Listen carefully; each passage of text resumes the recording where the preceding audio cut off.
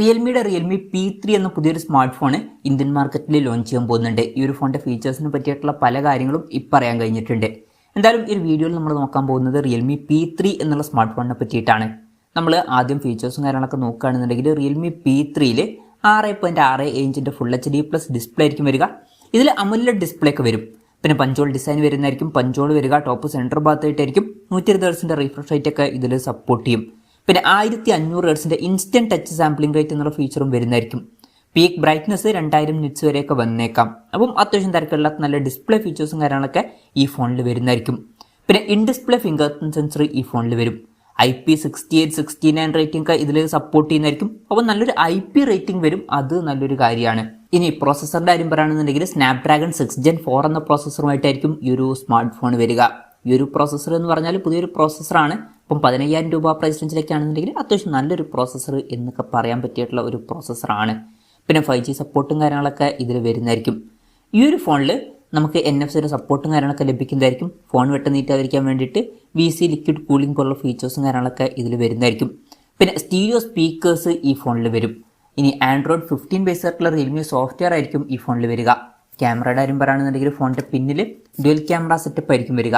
50 mega പിക്സലിലെ main camera sensor ഈ ഫോണിൽ വരുന്നതായിരിക്കും. പിന്നെ 2 മെഗാ പിക്സലിലെ ഒരു AI സെൻസറും ഇതിൽ വരുന്നതായിരിക്കും.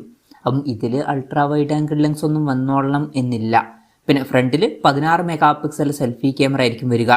ഇനി ബാറ്ററിയുടെ കാര്യത്തിലോട്ട് വരികയാണെന്നുണ്ടെങ്കിൽ 6000 mAh ബാറ്ററി ഇതിൽ വരുന്നതായിരിക്കും. വളരെ മികച്ചൊരു ബാറ്ററി കപ്പാസിറ്റി ഇതിൽ വരും.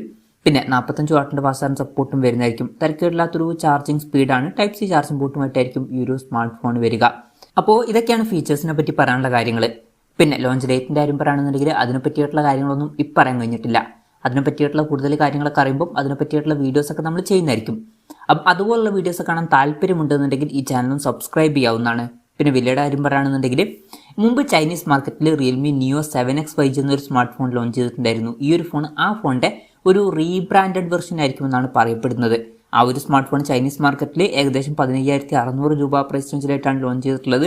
ഇന്ത്യൻ മാർക്കറ്റിൽ വില കുറച്ചും കൂടി കൂടാൻ ചാൻസ് ഉണ്ട്. ഇന്ത്യൻ മാർക്കറ്റിൽ നമുക്ക് ഒരു 17000-18000 രൂപ പ്രൈസ് റേഞ്ചിലൊക്കെ ആയിട്ട് എക്സ്പെക്ട് ചെയ്യാവുന്നതാണ്. കൺഫർമേഷൻസ് ഒന്നുമില്ല, ജസ്റ്റ് നമ്മുടെ എക്സ്പെക്ടേഷൻ പറഞ്ഞു എന്നേ ഉള്ളൂ. പിന്നെ വേറൊരു കാര്യം എന്താ വെച്ചാൽ ഇതേ ഫീച്ചേഴ്സുമായിട്ട് റിയൽമി 14 എന്ന പേരിൽ ഒരു ഫോൺ റിയൽമി ഇന്ത്യൻ മാർക്കറ്റിൽ ലോഞ്ച് ചെയ്യുന്നതായിരിക്കും. അപ്പോൾ സെയിം ഫീച്ചേഴ്സുമായിട്ട് 2 ഫോണുകൾ ഇന്ത്യൻ മാർക്കറ്റിൽ വന്നേക്കാം. പിന്നെ റിയൽമി മുമ്പും അങ്ങനെ ചെയ്തിട്ടുണ്ട്. പല ഫോണുകളിലും സെയിം ആയിട്ടുള്ള ഫീച്ചേഴ്സ് അവർ കൊടുത്തിട്ടുണ്ട്. അപ്പം എന്തായാലും റിയൽമിയുടെ P3 എന്ന പുതിയൊരു സ്മാർട്ട് ഫോൺ ഇന്ത്യൻ മാർക്കറ്റിൽ ലോഞ്ച് ചെയ്യാൻ പോകുന്നുണ്ട്. ഈ ഒരു ഫോണിനെ പറ്റിയിട്ടുള്ള നിങ്ങളുടെ അഭിപ്രായം ജസ്റ്റ് ഒന്ന് കമൻറ്റ് ചെയ്യുക.